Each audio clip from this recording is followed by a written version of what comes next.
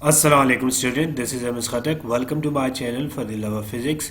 आज हमारे पास है डीजे ग्रिफ्थ की बुक का फोर्थ एडिशन का प्रॉब्लम नंबर 1.39। तो आज के प्रॉब्लम में हमारे पास है check the divergence theorem V1 equals to are square R using volume of the sphere of radius are centred at origin. तो हमने डाइवर्जेंस थ्योरम अप्लाई करना है इस फंक्शन पे v equal to are square r, और ये हमारे पास जो वॉल्यूम ऑफ स्फीयर में है radius are centred at origin. ठीक है, स्फीयर है उसमें हमने रेडियस आर लिया है सेंटर से, और उस पर हमने अप्लाई करना है डाइवर्जेंस थ्योरम। तो प्रॉब्लम स्टार्ट करने से पहले अगर आप मेरे चैनल पे नए हैं तो मेरे चैनल को सब्सक्राइब कीजिएगा, बेल आइकन प्रेस कीजिएगा ताकि आपको हर आने वाली न्यू वीडियो का नोटिफिकेशन आता रहे। तो स्टार्ट करते हैं डाइवर्जेंस थ्योरम। हम जानते हैं कि हमारे पास integral del dot v1 equal to delta into delta equals to v1 यानी v dot del D A. ये v1 हम जनरल, वैसे तो हमारे पास v है, कोई भी फंक्शन होता है, ये v1 हमारे पास क्योंकि ये गिवन है फंक्शन तो हम उसके लिहाज से डायरेक्ट ले रहे हैं इन डेल।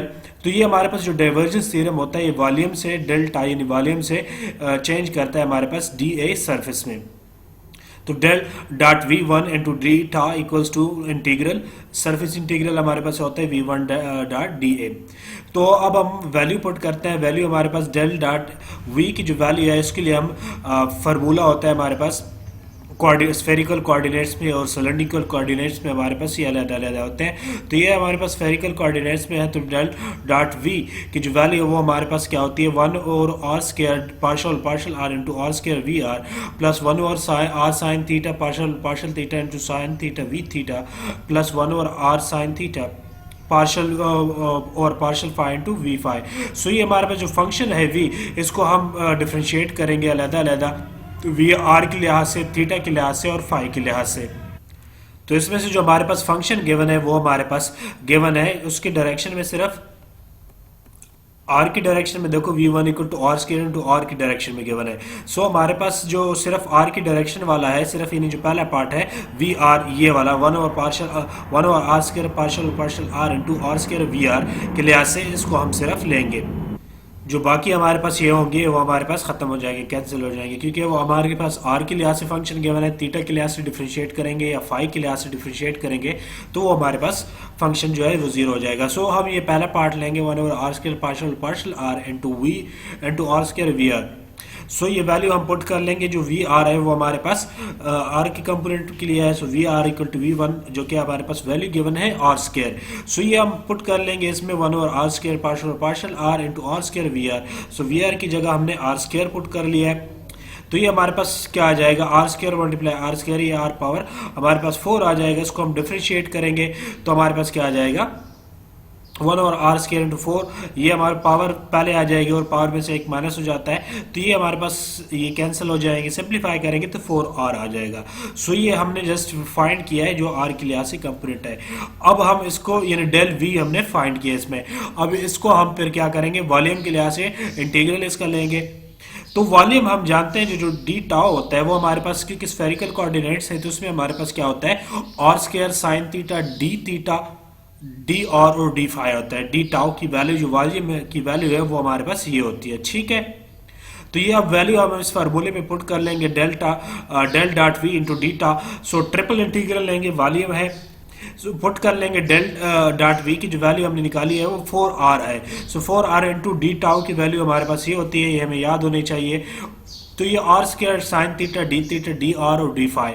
ठीक है, तो अब हम क्या करते हैं, क्योंकि हमने जो लिया है volume of sphere of radius r हमने लिया है, कैपिटल आर लिया है, सेंटर ऑफ ओरिजिन हमने लिया है, तो ये हमें क्वेश्चन में जिस तरह कहा गया है। सो यहाँ से हम जो लिमिट लेंगे ट्रिपल इंटीग्रल है आर थीटा और यानी डी थीटा और डी फाई है, तो तीनों की जो हमारे पास इंटीग्रल की लिमिट होगी आर की 0 से आर होगी, थीटा की 0 से पाई होगी और फाई की जो हमारे पास लिमिट होती है वो 0 से 2 पाई होती है। ठीक है, ये हमारे पास अगर स्फीयर है तो यहाँ से हमारे पास सेंटर से यहाँ तक और हो गया और यहाँ से ये जो यहाँ तक ये हमारे पास क्या हो गया, इस जगह से जो ये लाइन लगी हुई है यहाँ से लेकर यहाँ तक ये हमारे पास पाई हो गया।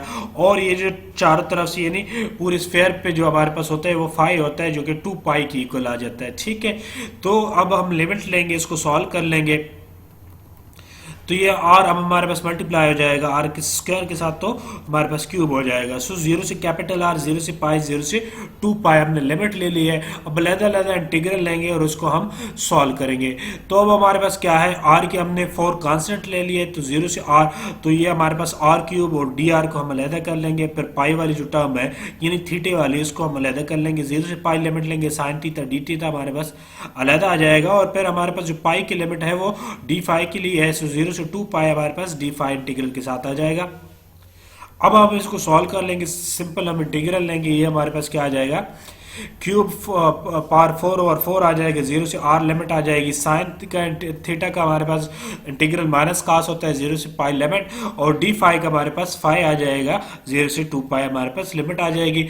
वैल्यू पुट कर लेंगे तो हमारे पास पाई आर में हमने 0 से आर पुट किया, तो ये कैपिटल आर पावर 4 हो गया। इसमें हमारे पास 0 upper limit minus lower limit करेंगे तो ये माइनस कास 5 माइनस कास 0 आ जाएगा। और ये हमारे पास डायरेक्ट 2 पाई माइनस 0, तो 2 पाई हम लिख लेंगे 5 की जगह। ठीक है, वैल्यू पुट कर लेंगे, सिंप्लीफाई कर लेंगे। कास 5 180 हमारे पास -1 हो गया कास, और ये हमारे पास -1 हो गया क्योंकि माइनस है यहाँ पे।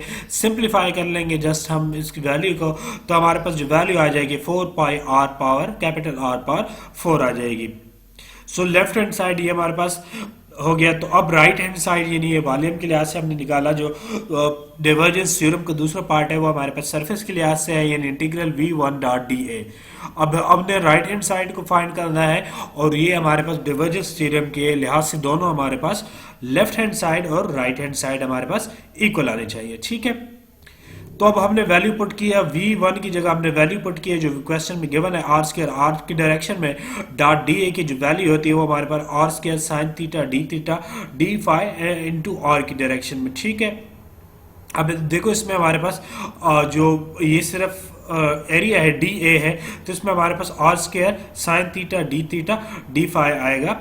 ठीक है, तो डी आर क्योंकि हमारे पास जैसे हमारे पास वॉल्यूम में क्या था, वॉल्यूम में हमारे पास R square sine theta D R और डी फाई था। तो ये हमारे पास क्योंकि आर की डायरेक्शन में है तो डी आर हमारे पास इसमें से नहीं आएगा, तो एरिया का हमारे पास सिर्फ यही टर्म आएगी, डी थीटा और डी फाई वाली टर्म आएगी। ठीक है, तो सिंप्लीफाई करेंगे, आर और आर स्क्वायर मल्टीप्लाई हो जाएगा, आर पावर 4 डबल इंटीग्रल लेंगे क्योंकि एरिया है, तो साइन थीटा और डी फाई सिंप्लीफाई कर लेंगे।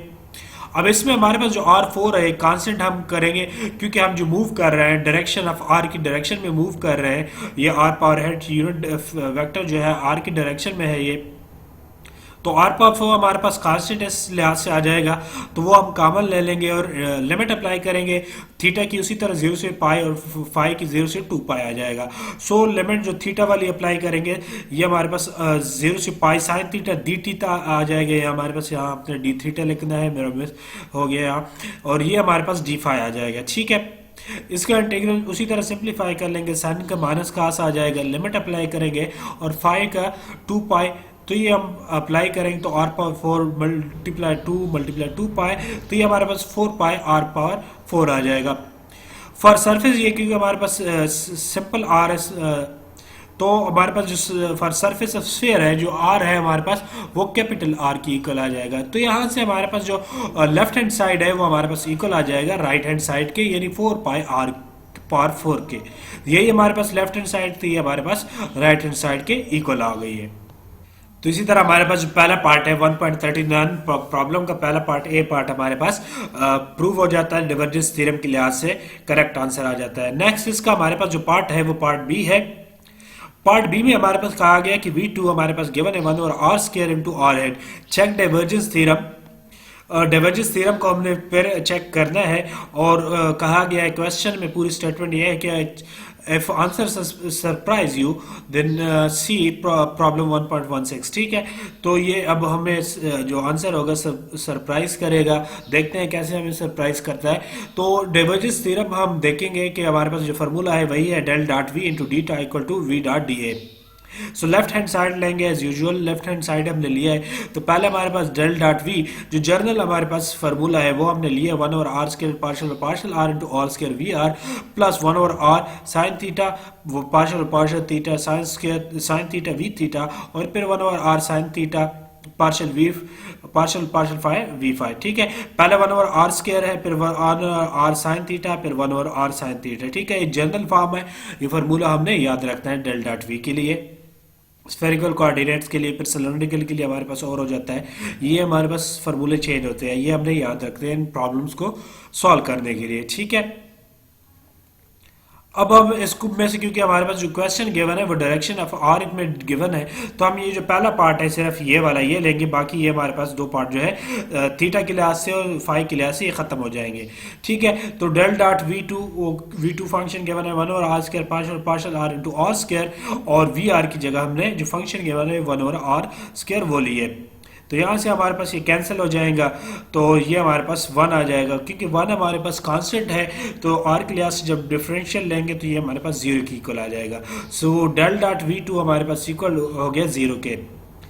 अब ये हमने डेल डॉट वी फाइंड किया है, अब हम जो लेफ्ट हैंड साइड का पूरा फार्मूला है उसमें हम पुट कर लेंगे डेल डॉट वी2 इंटू डीटा के लिहाज से। डीटा हमारे पास वही है वॉल्यूम के लिहाज से है, तो r² sin theta D theta D R और डी फाई आ जाएगा। सो 0 मल्टीप्लाई ये सब कुछ जो टर्म है डी टाउ करेंगे तो ये हमारे पास 0 की इक्वल आ जाएगा। सो लेफ्ट हैंड साइड हमारे पास del dot V D tau equal to 0 की इक्वल आ गया। ठीक है, ये हमारे पास लेफ्ट हैंड साइड की वैल्यू आ गई। अब राइट हैंड साइड के लिए हमारे पास वी डॉट डी ए है, तो ये हम सरफेस इंटीग्रल है, तो ये सरफेस इंटीग्रल के लिहाज से लेंगे तो हमारे पास 1/r² इंटू r², क्योंकि r की डायरेक्शन में है तो dr के लिहाज हम dr नहीं लेंगे इसमें से, तो r² sin theta D theta और डी फाई आ जाएगा। तो यहाँ से हम लिमिट अप्लाई कर लेंगे, सेम लिमिट है हमारे पास वही, थीटा के लिए 0 से पाई और डी फाई के लिए हमारे पास 0 से 2 पाई की इक्वल आ जाएगा। सो ये r² और r² कैंसिल हो जाएंगे, साइन थीटा डी थीटा और डी फाई। अब अलग-अलग इंटीग्रल ले लेंगे, साइन का हमारे पास माइनस कास आ जाएगा 0 से पाई लिमिट, और डी फाई हमारे पास फाई जो कि 2 पाई की इक्वल हमारे पास आ जाएगा। सो माइनस इंटू माइनस, ये पाई कास पाई की वैल्यू हमने लिया है 180, वो हमारे पास -1, और 0 भी हमारे पास ये आ गई वैल्यू आ गई है। सो ये हम सिंप्लीफाई करेंगे, माइनस इंटू माइनस मल्टीप्लाई कर लेंगे, सिंप्लीफाई किया तो हमारे पास 4 पाई आ गया। तो देखो हमारे पास जो लेफ्ट हैंड साइड की वैल्यू थी वो हमारे पास क्या आ गई थी 0, यानी del dot we into d tau की वैल्यू जो आ गई थी वो हमारे पास 0 आ गई थी, और राइट हैंड साइड की जो वैल्यू है वो 4 पाई आ गई। सो यहाँ से हमारे पास जो डाइवर्जेंस थ्योरम है इसमें फिर हमारे पास सेटिस्फाई नहीं होता। So left hand side equal to right hand side की इक्वल नहीं आता, so they don't agree, this divergence is 0 except at the origin where it blows up, so our calculation of del dot v2 is incorrect। ठीक है, तो ये जो हमारे पास divergence theorem है ये हमारे पास जो गिवन क्वेश्चंस है उस गिवन कंडीशन में सिर्फ ओरिजिन पे ये हमारे पास सेटिस्फाई करता है, यानी left and right, left side right side की इक्वल होता है। ठीक है, ये 0 होता है एक्सेप्ट ओरिजिन पे। ओरिजिन के अलावा आप जहां मिले, जैसे हमने पार्ट ए में किया है वो हमने ओरिजिन में लिया है, तो वहां से हमारे पास ये वैल्यू जो है वो 0 नहीं आई, बल्कि उसके हमारे पास जो लेफ्ट हैंड साइड इक्वल आया राइट हैंड साइड के, जो कि हमने पार्ट ए में निकाला। सो ये जो गिवन कंडीशन में हमारे पास जो स्फीयर है ये हमारे पास 0 होगा एक्सेप्ट ओरिजिन। ओरिजिन के अलावा हम कहीं भी ये हम फाइंड करेंगे, डाइवर्जेंस थ्योरम अप्लाई करेंगे तो आंसर हमारे पास इसका 0 आएगा। सो जो हमारे पास कैलकुलेशन इसके लिहाज से जो डेल डॉट v2 है वो हमारे पास इनकरेक्ट आ रही है इस लिहाज से, यानी ये इसके आंसर हमारे पास जो 0 के, सो जो राइट आंसर है वो हमारे पास 4 पाई ही है। सो ये था हमारे पास आंसर आज का हमारे पास क्वेश्चन, जो कि हमारे पास ग्राफ इलेक्ट्रोडायनामिक्स का 1.39 ये 4th एडिशन का प्रॉब्लम है। सो आज के लिए इतना काफ़ी, जो नेक्स्ट प्रॉब्लम हम सॉल्व करेंगे इंशाल्लाह नेक्स्ट वीडियो में। अगर आपको मेरी वीडियोस वगैरह से मदद मिलती है तो मेरे चैनल्स को सब्सक्राइब कीजिएगा, लाइक कीजिएगा, और दोस्तों के साथ ज़्यादा से ज़्यादा शेयर कीजिएगा, फेसबुक पेज को फॉलो कीजिएगा। और इसके अलावा आपको अगर पिछले वीडियोज़ देखनी है तो उसका भी लिंक डिस्क्रिप्शन में गिवन है, या प्लेलिस्ट के लिंक भी डिस्क्रिप्शन में गिवन है, उससे आप आसानी से देख सकते हैं। So thanks for watching.